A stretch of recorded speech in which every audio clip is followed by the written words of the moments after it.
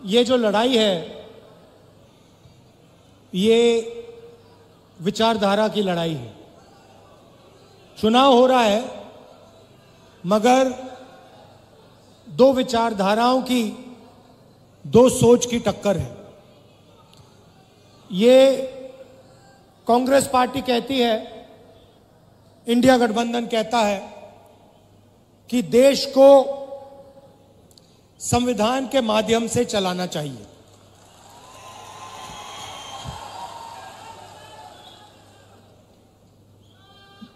प्रधानमंत्री जी कहते हैं कि मैं संविधान को पब्लिक मीटिंग में दिखाता हूं और संविधान खाली है। संविधान उनके लिए खाली है क्योंकि उन्होंने ये संविधान जिंदगी में पढ़ा नहीं है। उनको कोई आइडिया नहीं कि इस किताब के अंदर क्या लिखा हुआ है। इसीलिए प्रधानमंत्री जी के लिए यह संविधान खाली है। वो कहते हैं कि लाल रंग का संविधान राहुल गांधी दिखाता है। देखिए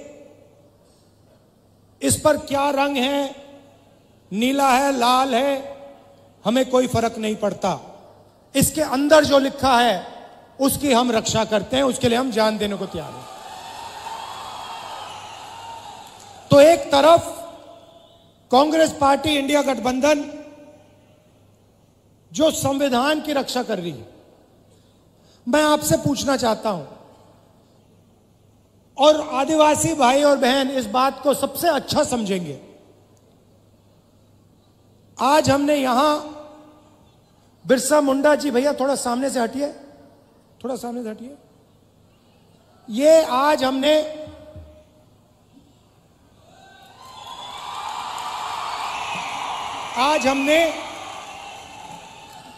इनके सामने, बिरसा मुंडा जी के सामने हाथ जोड़े, मत्था टेका। मैं आपसे पूछना चाहता हूं, क्या बिरसा मुंडा जी की सोच इसमें नहीं है?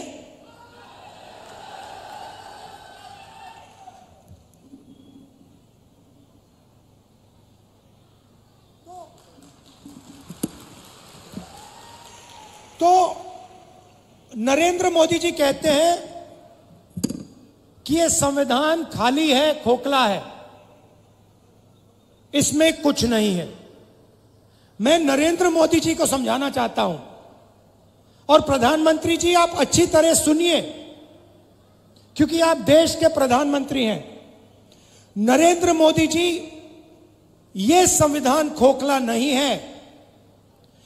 इस संविधान में हजारों साल की सोच,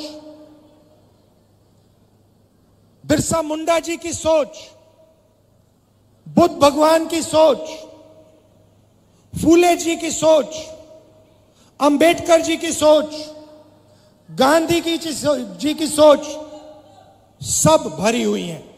यह हिंदुस्तान, नरेंद्र मोदी जी, ये खोखला नहीं है। इसके अंदर हिंदुस्तान का ज्ञान, हिंदुस्तान की आत्मा है। और जब आप इसे खोखला कहते हो तो आप हिंदुस्तान, बिरसा मुंडा जी, महात्मा गांधी जी, अंबेडकर जी, इन सब का अपमान करते हो। लड़ाई भाइयों और बहनों इसको बचाने की है। आपको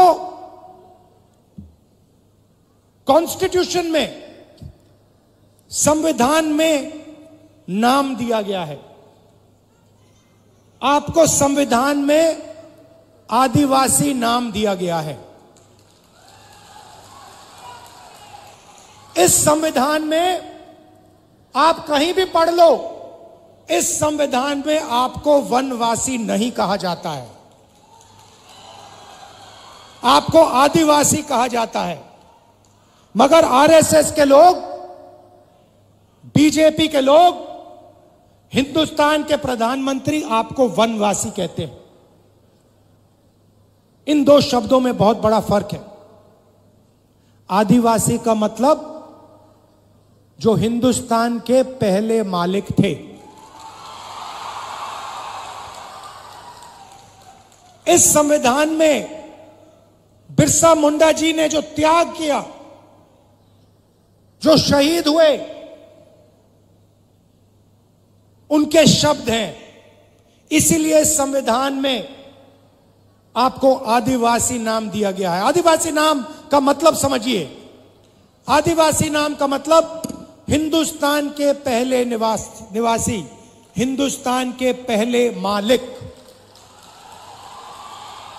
मतलब ये जो जल है, ये जो जंगल है, ये जो जमीन है, उसका पहला अधिकार आदिवासियों का है। ये बात इसके लिए बिरसा मुंडा जी लड़े थे कि जमीन हमारी, जल हमारा, जंगल हमारा, और जल, जमीन और जंगल का फायदा हमें नहीं मिल रहा। इसीलिए शहीद हुए। वो अंग्रेजों से लड़े। आज वही सोच लेकर नरेंद्र मोदी, आरएसएस और बीजेपी घूम रही है। वो कहते हैं आप वनवासी हो। वनवासी का मतलब आप जंगल में रहते हो। वनवासी का मतलब आपको ना जल पर, ना जंगल पर, ना जमीन पर अधिकार होना चाहिए। वो आपसे अधिकार छीनते हैं। आपको कहते हैं आप वनवासी हो, और फिर पूरे देश में जंगल काटने का काम करते हैं, आपकी जमीन छीनने का काम करते हैं। पैसा कानून कौन लाया? जमीन अधिग्रहण बिल कौन लाया? न्यायगिरी में कौन लड़ा? कांग्रेस पार्टी लड़ी, इंडिया गठबंधन के लोग लड़े। जमीन अधिग्रहण बिल से आपकी जमीन की रक्षा, पैसा कानून से, ट्राइबल राइट्स एक्ट से जंगल, जल, जमीन का अधिकार आपको। यह काम हमने किए हैं। और जैसे ही बीजेपी की सरकार आती है, काम शुरू कर देते हैं। आपकी जमीन छीनते हैं, अरबपतियों को पकड़ा देते हैं, आपका जल ले जाते हैं, आपका जंगल ले जाते हैं, और आपको कहते हैं भैया आप वनवासी हो। मैं आपसे सवाल पूछना चाहता हूं, आप वनवासी हो, आस्ते आस्ते आस्ते आस्ते सब जंगल जा रहा है। 10, 15, 20 साल में हिंदुस्तान में बहुत कम जंगल बचेगा, तो फिर आप कहां के रहोगे? अगर जंगल ही नहीं रहा तो वनवासी कहां जाएंगे? आप दूसरे प्रदेशों में जाओगे, मजदूरी करोगे। वनवासी का मतलब आपके बच्चों को शिक्षा ना मिले। वनवासी का मतलब आपके बच्चे इंजीनियर, डॉक्टर, लॉयर ना बने, अपना बिजनेस ना चालू करें। वनवासी का मतलब आपके बच्चे पायलट ना बने। आदिवासी का मतलब आपके बच्चे इंजीनियर बने, डॉक्टर बने, लॉयर बने, आपके बच्चे बिजनेस चलाएं, सरकार चलाएं। यह है फर्क आदिवासी वनवासी में। अब दूसरी बात आपको बताना चाहता हूं, और इस बात को आप दिल में रखिए। हिंदुस्तान में आदिवासियों की 8% आबादी है। अगर आप 100 लोग चुनो तो 800 में से आदिवासी हैं। सही बात? तो मैंने पता लगाया, आबादी 8%। तो मैंने पता लगाया ठीक है भैया, अगर 8% आबादी है तो भागीदारी कितनी होनी चाहिए? अगर 8% आबादी तो कितनी भागीदारी? 8% होनी चाहिए। सही है गलत? सही है ना? बराबर है ना? अगर 100 में से 8 आप हो तो फिर भागीदारी भी होनी चाहिए 8 की। तो मैंने पता लगाया, मैंने कहा देखो भाई पता लगाते हैं, हिंदुस्तान की सरकार में आदिवासियों की कितनी भागीदारी है। 90 अफसर हिंदुस्तान की सरकार को चलाते हैं, 90 अफसर हिंदुस्तान की सरकार को चलाते हैं। जो आप जीएसटी का पैसा देते हो, रोज देते हो, वो पैसा दिल्ली की सरकार को जाता है, उसको 90 अफसर बांटते हैं। मैं आपसे पूछना चाहता हूं, अगर दिल्ली की सरकार 100 रुपए खर्च करती है तो उसमें से आदिवासी अफसर कितने रुपए का निर्णय लेते हैं? बताइए बताइए बताइए। शांत हो गए आप? यह आपको मालूम होना चाहिए, यह सच्चाई आपको मालूम होनी चाहिए। भाइयों और बहनों, अगर हिंदुस्तान की सरकार 100 रुपए खर्च करती है तो आदिवासी अफसर 10 पैसे का निर्णय लेते हैं। मतलब आपकी भागीदारी 100 में से 8%, आपकी आबादी 100 में से 8, आपकी भागीदारी 100 रुपए में से 10 पैसे, 90 में से सिर्फ एक अफसर आदिवासी है और उस अफसर को पीछे कोने में बैठा रखा है, उसको काम नहीं देते। बड़ी मिनिस्ट्री उसके हाथ में नहीं है, उसको कहते हैं आप आदिवासी हो, आप पीछे बैठो, आप वनवासी हो, आप पीछे बैठो। यह बदलना है। बदलने का तरीका जाति जनगणना, कि सबको पता लग जाए कि सचमुच में आदिवासियों की कितनी भागीदारी है। मैं आपसे पूछना चाहता हूं, आप मीडिया देखते हो ना? देखते हो मीडिया? ये बड़े बड़े टीवी वाले एंकर हैं, इसमें से मुझे एक आदिवासी का नाम बता दो, एक आदिवासी का नाम बता दो, एक दलित का नाम बता दो, एक पिछड़े वर्ग का नाम बता दो।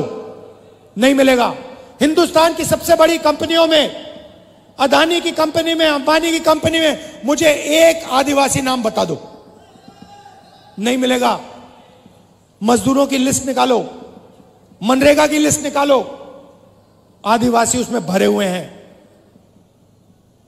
ये इमारतें आप बनाते हो, सड़कें आप बनाते हो, खून पसीना आप देते हो, मगर हिंदुस्तान में आपको भागीदारी नहीं मिलती है। यह सच्चाई है। इस सच्चाई को स्वीकार करना ही पड़ेगा। और मेरा लक्ष्य है कि आदिवासियों को, दलितों को, पिछड़े वर्ग को हिंदुस्तान में भागीदारी मिले, हिंदुस्तान में पावर मिले, सरकारों में जगह मिले, बिजनेस में जगह मिले। यह फर्क है आदिवासी में, वनवासी में। महाराष्ट्र की थोड़ी सी बात करता हूं आपको। हमारी सरकार आएगी तो हम आपके लिए क्या करने जा रहे हैं। नरेंद्र मोदी जी ने 16 लाख करोड़ रुपया अरबपतियों को कर्जा माफ करके दिया है। 1 लाख करोड़ रुपए धारावी की जमीन नरेंद्र मोदी की सरकार, महाराष्ट्र की सरकार अदानी को पकड़ा रही है। 1 लाख करोड़ रुपए की जमीन दे रही है। आदिवासियों को क्या दिया? दलितों को क्या दिया? पिछड़ों को क्या दिया? किसानों को क्या दिया? मजदूरों को क्या दिया? महिलाओं को क्या दिया? कुछ नहीं। इसलिए हमने मन बना लिया, जितना पैसा नरेंद्र मोदी अरबपतियों को देगा, जितना कर्जा माफ वो उनका करेगा, हम आपका करेंगे।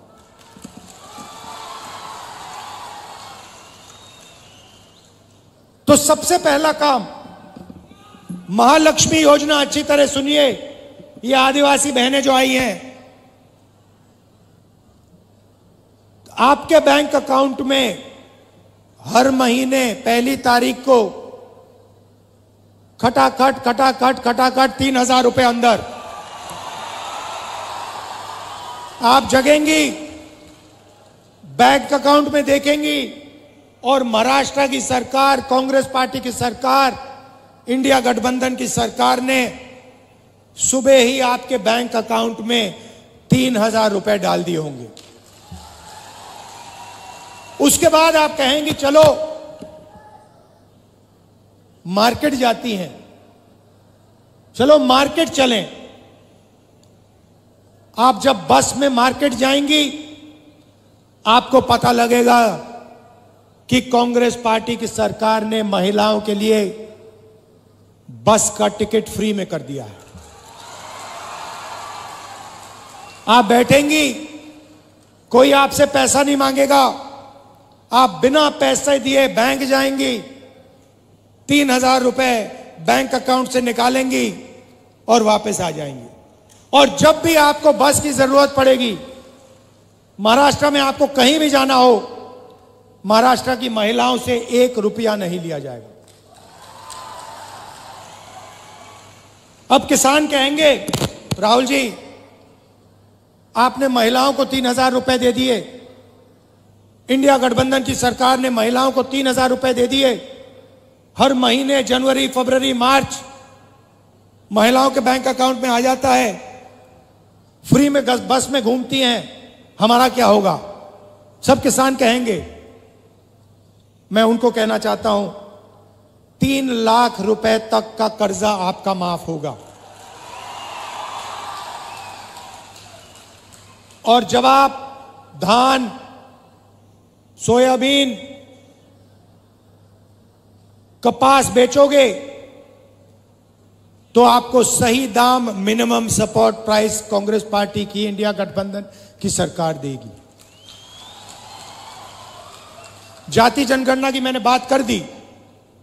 हम महाराष्ट्र में जाति जनगणना कराएंगे और पता लगाएंगे कि आदिवासियों की कितनी भागीदारी है संस्थाओं में, सरकार में, ब्यूरोक्रेसी में। आदिवासी, दलित, पिछड़े वर्ग के कितने लोग हैं। पार्लियामेंट में मैंने कह दिया है, लोकसभा में नरेंद्र मोदी के सामने, कांग्रेस पार्टी की सरकार जाति जनगणना करेगी और ये जो 50% का आपने रिजर्वेशन पे दीवार लगा रखी है उसको हम तोड़ के उड़ा के फेंक देंगे। रिजर्वेशन को हम 50% से आगे ले जाएंगे। लोकसभा में मैंने बोला है, ये वायदा मैं आपसे कर रहा हूं, जाति जनगणना और 50% की दीवार कांग्रेस पार्टी की सरकार दिल्ली में तोड़ेगी, महाराष्ट्र की सरकार यहां तोड़ेगी। जाति जनगणना हम करके दिखाएंगे। सबसे ज्यादा कष्ट गरीबों को इलाज से होता है। गरीब किसान को दिल का ऑपरेशन करना हो, पेट का ऑपरेशन करना हो, किसी को कैंसर हो जाता है, कैंसर का इलाज करना होता है, तो गरीब किसान कर्ज में डूब जाता है, आत्महत्या कर लेता है। इसलिए आपकी नई सरकार, इंडिया गठबंधन की सरकार, महाराष्ट्र में सबको 25 लाख रुपए तक का बीमा देने जा रही है।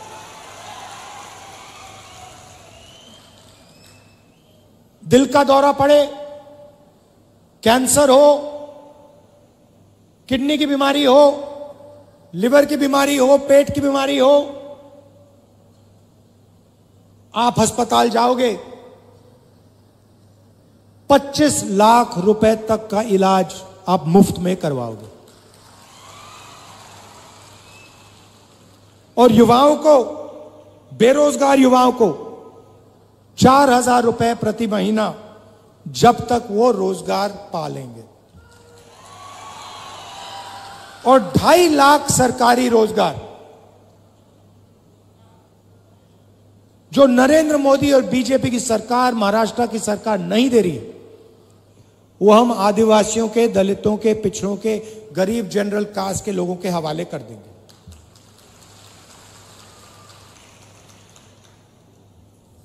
महाराष्ट्र की सरकार आपके जो प्रोजेक्ट्स हैं, जो महाराष्ट्र को रोजगार देने वाले प्रोजेक्ट्स हैं, उनको दूसरे प्रदेशों में भेजती है और आपके लोग मजदूरी दूसरे प्रदेशों में जाके करते हैं। उदाहरण देता हूं, वेदांता और फॉक्सकॉन का सेमीकंडक्टर प्लांट, जिससे महाराष्ट्र के युवाओं को 10,000 रोजगार मिलते, 1.5 लाख करोड़ रुपए का प्लांट है, यह उन्होंने महाराष्ट्र से छीनकर गुजरात भेज दिया। टाटा एयरबस का मैन्युफैक्चरिंग यूनिट, 10,000 रोजगार, 1.8 लाख करोड़ का प्रोजेक्ट है, यह महाराष्ट्र की सरकार ने गुजरात भेज दिया। आईफोन बनाने का प्लांट, 2 लाख करोड़ रुपए का प्लांट, 75,000 युवाओं को रोजगार मिलता, यह उन्होंने महाराष्ट्र से छीनकर गुजरात भिजवा दिया।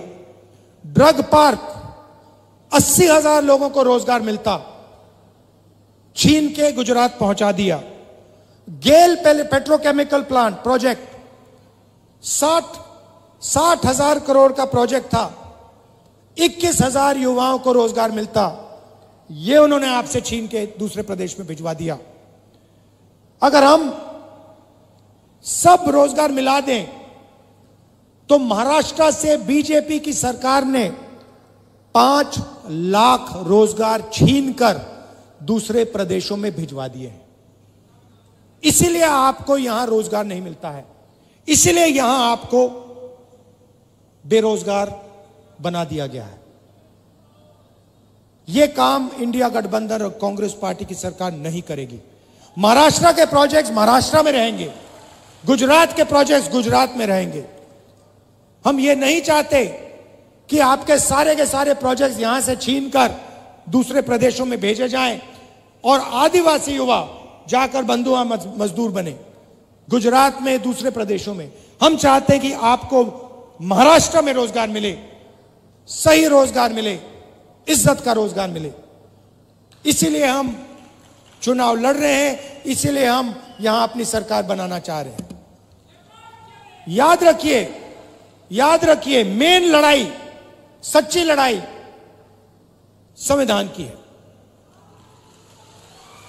आपको जो भी मिला, जमीन, जल, जंगल, शिक्षा, स्वास्थ्य, रोजगार, जो भी मिलता है, मनरेगा, भोजन का अधिकार, ये सब इस किताब ने दिए हैं। और इस किताब के अंदर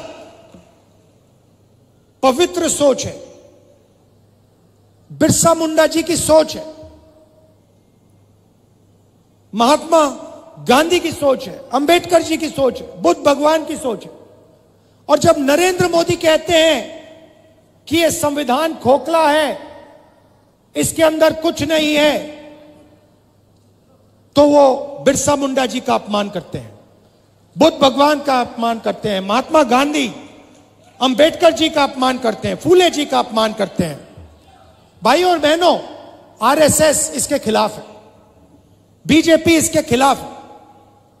इसलिए वो आपको वनवासी कहते हैं, इसलिए वो आपकी जमीन छीनते हैं, इसलिए जल, जंगल, जमीन का फायदा आपको नहीं देते। हम इसकी रक्षा करते हैं और रक्षा करते जाएंगे। आपको आपका अधिकार हम आपको दिलवाएंगे, क्योंकि आप आदिवासी हैं। आप सबका मैं दिल से धन्यवाद करता हूं। दूर दूर से आप आए, कष्ट उठाया, आपने इतने प्यार से मेरी बात सुनी, इसके लिए मैं आपको दिल से धन्यवाद। इनके दूसरे प्रदेश में भिजवा दिया। अगर हम सब रोजगार मिला दें तो महाराष्ट्र से बीजेपी की सरकार ने 5 लाख रोजगार छीनकर दूसरे प्रदेशों में भिजवा दिए हैं। इसीलिए आपको यहां रोजगार नहीं मिलता है, इसीलिए यहां आपको दो विचारधाराओं की, दो सोच की टक्कर है। ये कांग्रेस पार्टी कहती है, इंडिया गठबंधन कहता है कि देश को संविधान के माध्यम से चलाना चाहिए।